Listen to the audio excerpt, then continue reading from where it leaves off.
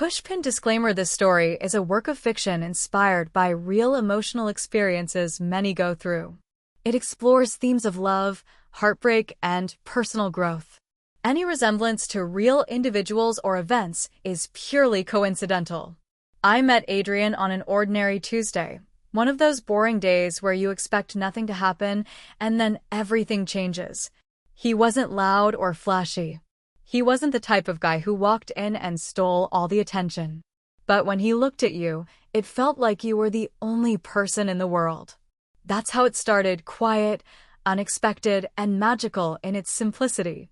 We were both in our early 20s, figuring out careers and futures. But with him, the future seemed less scary. We'd sit for hours at coffee shops, sharing childhood dreams and fears we didn't admit to anyone else. The first time he held my hand, it was gentle and intentional, like he was telling me, "I see you and I choose you." And I believed him. In the beginning, everything felt easy. We celebrated little milestones: job interviews, family dinners, even surviving a flu together. My friends used to say we were that couple, the kind others secretly envied. And maybe, for a while, we were. I had no doubts about us.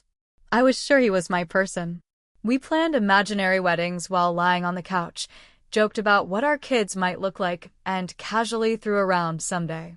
He'd smile and say, "You're the only one I can see next to me in 10 years. I believed every word. Why wouldn't I? He made me feel loved. He made me feel chosen. But love, I learned, doesn't always mean the same thing to two people. Looking back, I can't pinpoint when the certainty started to crack. At the time, I didn't see the cracks at all. I saw him, I saw us, and I saw forever. I didn't ask for too much. I thought giving him time to grow, to figure things out, was just part of loving someone deeply. I believed that patience was proof of love. He never said he wouldn't marry me. He just never said when. And I kept waiting. Waiting for the question. Waiting for the moment that I thought was promised. But that moment never came. At first, it was little things so small I brushed them off. Like how he would change the topic whenever I brought up our future in a serious way. If I said, "Where do you see us in a few years?" he'd say something vague like, "Let's just enjoy now." And I convinced myself that was wise. That maybe I was rushing things. We were together for 4 years. That's enough time to know if someone is the one, right? But every time marriage came up, whether through a friend's wedding invite or a passing comment from my mom, he'd either laugh it off or go silent. I didn't want to be the desperate girlfriend pressuring her boyfriend to propose, so I stayed quiet longer than I should have. The signs were there, but I was too in love to see them as red flags. He would say things like, "Marriage changes everything," or, "I don't think a ring proves anything." At first, I agreed. We were already living like a married couple, waking up next to each other, sharing bills, spending holidays together. But deep inside, I longed for that commitment, that public declaration that I was the one he wanted forever. One night, we attended a friend's engagement party. Everyone kept teasing us, saying we'd be next. I looked at him, expecting a smile, maybe a playful nod. But instead, he tensed up. On the drive home, I finally asked, "Do you even see us getting married someday?" He didn't answer right away. He just gripped the steering wheel and said, "I don't know. Maybe. It's just not a priority right now." That sentence played in my head for weeks. Not a priority right now. Was I not a priority? Or was marriage itself the issue? I began noticing how he avoided making long-term plans. He hesitated when we talked about buying a place or moving closer to my family. He would say, "Let's wait a bit, or things will sort themselves out." I tried to believe him, but with every delay, my heart sank a little deeper. I watched as friends around me got engaged, planned weddings, started new chapters. I smiled for them, but inside, I felt like I was standing still, waiting for someone who was always one step behind. And every time I brought it up, he'd reassure me with words, but never with actions. That's when I realized, love wasn't the question. He loved me. I know he did. But love without commitment? Without courage? That's not enough to build a life on. Something inside me began to shift. The girl who once waited silently began to wonder if she was waiting in vain. I didn't want to give him an ultimatum. I never thought love should come with conditions. But after 4.5 years of giving, waiting, hoping, something inside me broke. It wasn't anger that pushed me to that point. It was exhaustion. Emotional fatigue. I was tired of feeling like I was asking for too much when all I wanted was to be chosen, fully, clearly, unapologetically. It was a cold Saturday evening. We were in our apartment, curled up on the couch, the TV playing something neither of us was really watching. My heart was pounding. I had rehearsed this moment 100 times in my head. Still, when I turned to him, my voice was barely more than a whisper. I need to ask you something, and I need you to be honest. He looked at me, surprised but calm. Okay, he said. Do you see yourself marrying me? I asked, even though I already knew the answer. Because I can't keep doing this, waiting and hoping if you don't. His expression shifted. Not to panic. Not even sadness. Just hesitation. That pause was louder than any words he could have spoken. I love you, he said finally. But I don't know if I'm ready for marriage. I'm not sure if I ever will be. His voice was steady, as if he had thought about this before. And maybe that was the worst part, that he had silently made this decision while I built my life around him. Tears welled up in my eyes, but I didn't cry. Not yet. I've been patient, I said, my voice shaking now. I've stood by you. I've given you time, space, everything. But I need more. I need commitment. I want a future. And if you can't give that to me, I can't stay. He didn't beg me to stay. He didn't make promises or ask for more time. He just nodded slowly, like he was already letting go. It hurt more than I imagined. That night, I packed a bag and went to my sister's place. I told myself I was doing the right thing, that I deserved someone who wouldn't hesitate to choose me. But as I lay in a stranger's bed, surrounded by unfamiliar walls, all I could think about was him. His scent on my clothes, the empty space beside me. I didn't hate him. I wasn't even angry. I was just heartbroken. Because I thought love would be enough to make him stay. Enough to make him propose. Enough to make him choose forever with me. But sometimes, love isn't the issue. Sometimes, the person you love just doesn't love the same way you do. The days after I left Adrian were the quietest days of my life. Not quiet in the peaceful way, quiet in the hollow, suffocating way. The kind of silence that follows after something shatters. You don't hear the glass break anymore. You just feel the empty space where it used to be. I turned off my notifications, deleted our pictures from my phone, and tried to convince myself I was strong. I went to work, answered texts, even smiled when people asked how I was. But the moment I got home, I'd fall apart. Every night, I'd lay in bed wondering if he missed me, if he was thinking about calling, if he was hurting even half as much as I was. But the phone never rang. I kept checking his social media, hoping to see nothing, hoping he was just as heartbroken and still lost in grief. Instead, I saw him out with friends, smiling, living. That made it worse. It made me feel like I was the only one still carrying the weight of what we lost. I regretted giving him that ultimatum more times than I could count. I would whisper to myself, maybe if I waited just a little longer. Maybe he was about to change his mind. Maybe I gave up too fast. But deep down, I knew that wasn't true. I hadn't given up quickly. I had waited through canceled conversations, delayed promises, and silent dismissals. I had been loyal, patient, and faithful to someone who could never give me the one thing I asked for. Still, my heart wouldn't let go so easily. One day, I saw a couple walking down the street, hands clasped, eyes lit up with plans for tomorrow.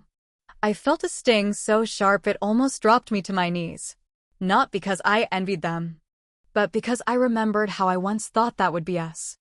I started replaying old memories with a painful new clarity. The time I hinted at rings and he laughed. The time I asked about kids and he changed the subject. I had spent so long romanticizing our love, I hadn't seen the cracks forming beneath it. And yet, despite everything, part of me still hoped he'd call. Even after all the pain, I would lie awake at night, my phone on my chest, whispering to the darkness, "Please realize what we had. Please regret letting me go." But he never did. And the longer the silence stretched, the louder my regrets became, not because I left, but because I had waited so long to choose myself. It had been 8 months. 8 long months since I walked away from Adrian and tried to rebuild my life without him. I had stopped checking his social media, blocked it, actually. I thought I was past that part. I was working on healing, learning how to breathe without constantly thinking about him. And for a while, I believed I was doing okay. Then one afternoon, I got a message from an old mutual friend. "Did you see this?" Attached was a photo. I didn't want to open it. My heart had already started pounding, but curiosity has a cruel grip. I tapped on the image. There he was, Adrian, smiling, dressed in a crisp white shirt, holding the hand of a woman I didn't recognize. She was beaming. On her left hand was a sparkling ring. They were engaged. My stomach dropped. The world around me blurred. I felt like I had been punched in the chest and couldn't catch my breath. I stared at the screen, unable to move, unable to look away. It wasn't just that he had moved on. It was that he had become the man I waited for someone else. The man who once said, "Marriage isn't a priority," was now on one knee. Not for me. For her. I didn't cry right away. At first, I just sat there stunned, numb. The tears came later in waves. Silent, violent waves that racked my body and made me feel 10 years older. I kept asking myself, what did she give him that I didn't? What made her different? Better? Worth choosing? But those questions were poison, and I knew it. Still, I couldn't stop them from eating me alive. It felt like a betrayal. Not because he owed me anything now, but because this proved he had always been capable of commitment. He just never chose to give it to me. That realization hurt the most. For days, I couldn't stop seeing their faces. I imagined how he proposed, if he rehearsed what to say, if he looked at her the way he used to look at me. I hated myself for caring so much. I wanted to feel angry. I wanted to hate him. But I didn't. I just felt replaced. It's a strange kind of pain, mourning someone who is still alive, still smiling, just no longer yours. Knowing that everything you dreamed of sharing with them will now belong to someone else. And the worst part? I once told him he'd regret not proposing to me. But now here he was happy, engaged, and I was just the ex who waited too long. After seeing the photo of his engagement, something changed inside me. It was like someone had hit rewind on all the memories, but this time, I wasn't watching them through rose-colored lenses. I was seeing the truth, the parts one had ignored, the moments I had sweetened to protect myself from heartbreak. The night he forgot my birthday and made up for it with flowers 2 days later, I used to tell that story with a laugh. Now, I wondered why I ever excused it. The time I was crying over losing a job and he said, "You'll get over it," I had told myself he was just trying to be strong for me. But now I wondered, was that love? Or just convenience? Each memory I revisited came with a new question. Did he really love me the way I thought he did? Was I ever the one, or just the one before the one? It was hard to admit, but some parts of our relationship had been built more on my hope than his effort. I filled in the blanks. I excused the silences. I believed that just being together meant we were growing towards something bigger. But now I saw how often he stayed still while I did all the emotional lifting. I used to think we were a team. But I was the one keeping the foundation from crumbling. And yet, I don't regret loving him. That's the hardest part to explain. Because even after everything, even after being left behind, I still think my love was real. I gave him the best parts of me, and that wasn't a mistake. What was a mistake was thinking he'd do the same in return. Some nights I'd still cry, but not because I wanted him back. I cried for the girl I used to be, the one who believed so deeply in a future that was never really there. The one who bent herself into smaller and smaller shapes just to fit inside his world. I started writing down my memories in a journal, not to punish myself, but to release them. One by one, I put them on paper. The night we first kissed. The way he used to hum when he cooked. The last time he said, "I love you." It helped. It hurt, but it helped. Because for the first time, I wasn't rewriting the story to make it pretty. I was finally allowing myself to see it for what it was. And that's when I realized healing doesn't always come from letting go of the person. Sometimes it comes from letting go of the illusion. People talk about healing like it's some beautiful, peaceful process, like it's lighting candles, journaling in a cozy cafe, and suddenly waking up one day with a heart that doesn't ache. But that's not how it was for me. Healing, in reality, was messy, ugly, unpredictable. Some days I'd wake up feeling strong, telling myself I deserved better, that I dodged a life of waiting on someone who couldn't love me fully. And then, out of nowhere, I'd hear a song we used to listen to or pass by a restaurant we used to eat in, and I'd spiral back into the grief like it was fresh again. It was exhausting, fighting my own mind. But slowly, I started to find moments of peace. Not in forgetting him, but in remembering myself. I went back to old hobbies I had abandoned during our relationship, things that once made me feel alive. Sketching, going on long walks without a destination, reading novels that reminded me love could still be gentle. I stopped stalking his social media. Not because I didn't care anymore, but because I finally respected myself enough to stop reopening a wound that had barely started to close. Friends tried to cheer me up with phrases like, "You'll find someone better," but I didn't need someone else right now. I needed me. I needed to rebuild the parts of myself that I had lost while waiting for someone who never arrived. One night, while cleaning my room, I found an old photo of us tucked inside a book. For a moment, I stared at it, expecting that familiar sting. But instead of pain, I felt stillness. The memory was there, but it no longer held power over me. I didn't cry. I didn't feel hate. I just quietly placed it in a box marked past. That was the night I realized healing had begun to take root. Not in big, cinematic moments, but in the tiny choices I made every day. Choosing not to text him when I missed him. Choosing to stay home and sit with the discomfort instead of escaping it. Choosing to forgive myself for loving him, for waiting, and even for breaking. Healing didn't make me feel beautiful. It made me feel raw, exposed, and uncertain. But it also made me feel honest. And from that honesty, I started to build something new. A self that didn't need to be chosen to feel worthy. A heart that could be full, even if no one else was holding it. A future that didn't need to be shared with someone else to be meaningful. I wasn't there yet. Not fully.